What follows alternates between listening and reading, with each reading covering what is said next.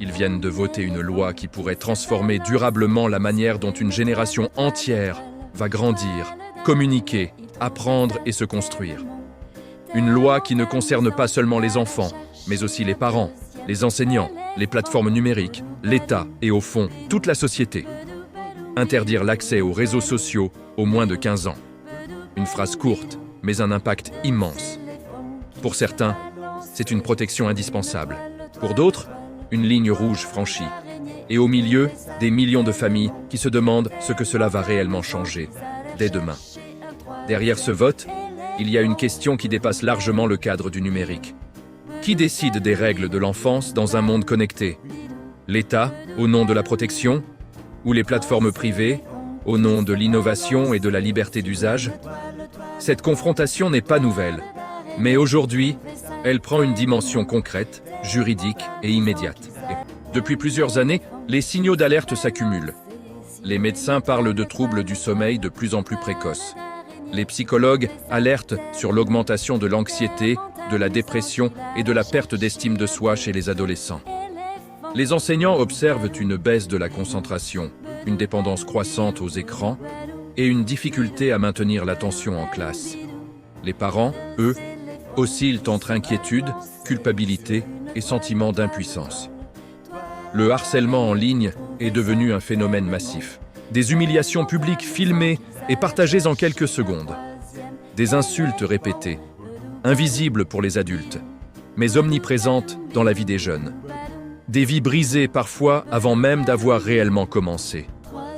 À cela s'ajoute l'exposition à des contenus violents, sexuels ou extrêmes, accessibles en quelques clics, sans réel contrôle. Face à cette accumulation de drames, la pression politique est montée. En France, le sujet a quitté le terrain des débats des experts pour entrer pleinement dans pour l'arène politique. Ministres, députés, sénateurs, tous ont été sommés de prendre position. Le gouvernement a décidé de frapper fort. Fixer une limite claire, un âge précis, 15 ans. Une décision présentée comme équilibrée entre protection et autonomie progressive. Officiellement, l'objectif est simple, protéger les mineurs des effets délétères des réseaux sociaux. Mais la réalité est infiniment plus complexe, car une loi ne vit pas dans les discours. Elle vit dans les foyers, dans les écoles, dans les pratiques quotidiennes et surtout dans les failles qu'elle laisse derrière elle. Pourquoi 15 ans? Ce chiffre n'est pas choisi au hasard. Il correspond à un âge où on estime que un adolescent commence à développer une capacité de discernement plus stable, une meilleure compréhension des conséquences de ses actes. Mais pour de nombreux parents, 15 ans, c'est déjà tard. Pour d'autres, c'est trop tôt pour que l'État intervienne. Cette simple donnée chiffrée divise profondément. La société se fracture alors en deux grandes visions. D'un côté, ceux qui estiment que face à un danger avéré, l'interdiction est nécessaire. Ils considèrent que l'éducation seule ne suffit plus, que le rythme technologique dépasse la capacité d'adaptation des familles et des institutions. De l'autre, ceux qui défendent une approche fondée sur la responsabilisation, l'accompagnement et l'apprentissage progressif, et qui voient dans cette loi une forme de renoncement éducatif. Mais une question s'impose, écrasant toutes les autres. Comment vérifier l'âge sur Internet? Aujourd'hui, la quasi-totalité des plateformes fonctionne sur un système d'auto-déclaration. L'utilisateur indique sa date de naissance sans vérification réelle. Ce système est connu pour être inefficace. Il repose sur la bonne foi dans un univers où le mensonge est souvent la règle. Un enfant de 10 ans sait parfaitement cocher une case affirmant qu'il en a 16. La loi prévoit donc un durcissement, des mécanismes de vérification plus robustes, des tiers de confiance chargés de certifier l'âge sans transmettre l'identité complète. Parfois, l'utilisation de documents officiels. Mais chaque solution ouvre une nouvelle série de problèmes. Vérifier l'âge, c'est nécessairement collecter des données personnelles, des données sensibles. Qui va les stocker? Pendant combien de temps? Avec quelle garantie de sécurité? Et surtout, comment éviter que ces données ne soient utilisées à d'autres fins, commerciales ou politiques? La défiance est déjà forte vis-à-vis des grandes plateformes.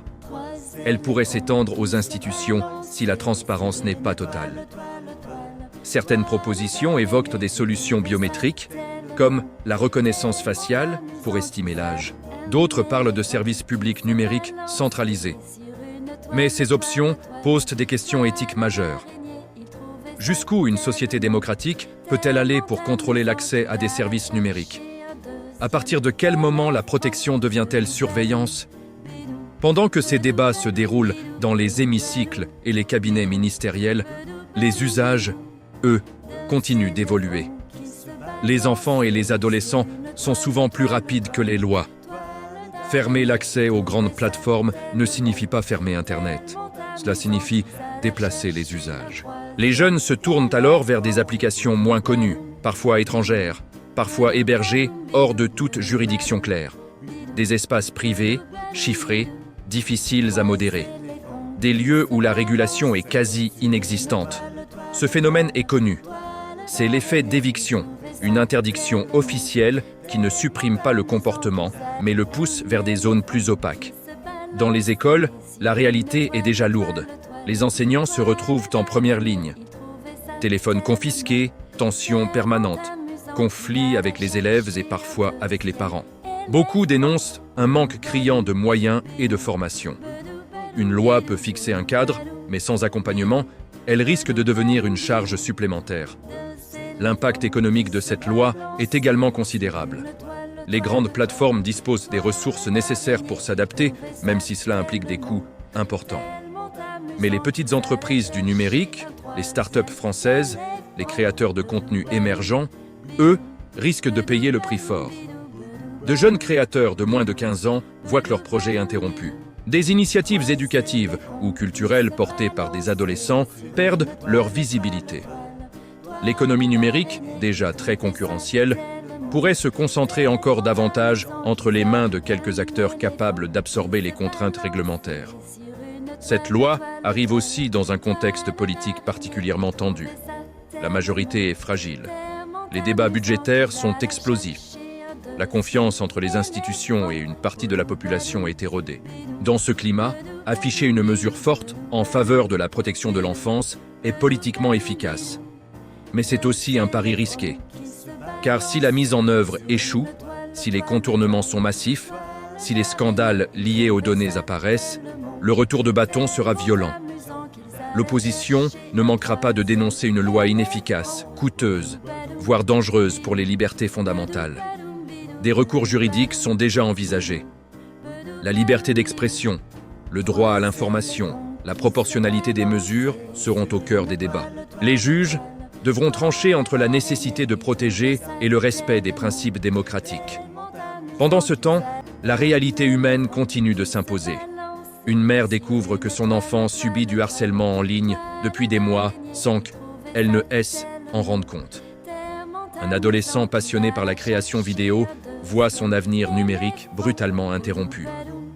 Un professeur tente de maintenir un climat serein dans sa classe tout en gérant des outils qu'il a jamais appris à maîtriser. Ces situations ne sont pas abstraites. Elles existent déjà, chaque jour, dans des milliers de foyers. La loi ne fera pas disparaître ces problèmes par magie. Elle peut, au mieux, offrir un cadre. Mais tout dépendra de ce qui suivra. Plusieurs scénarios se dessinent. Dans le premier, l'État investit réellement. Il développe des outils publics fiables, finance l'éducation numérique, accompagne les familles et les enseignants et coopère avec les plateformes. Dans ce cas, la loi peut devenir un modèle, en France et à l'international. Dans un second scénario, les contournements se multiplient. Les failles techniques sont exploitées.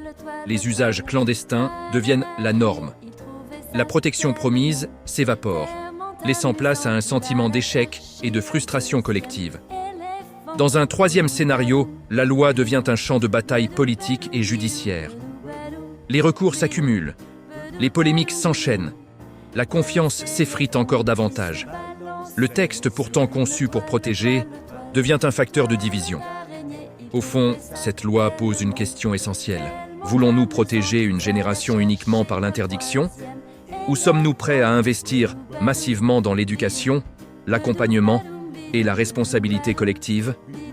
Sommes-nous capables de penser le numérique comme un espace à apprendre et non seulement à contrôler? Protéger une génération, ce n'est pas seulement lui fermer des portes, c'est lui donner les clés pour comprendre, pour se défendre, pour choisir. La loi n'est qu'un début. Le reste dépendra des moyens, de la volonté politique et de l'engagement de toute la société. L'histoire ne fait que commencer. Et ses conséquences se mesureront non pas dans les discours, mais dans la vie quotidienne de millions d'enfants.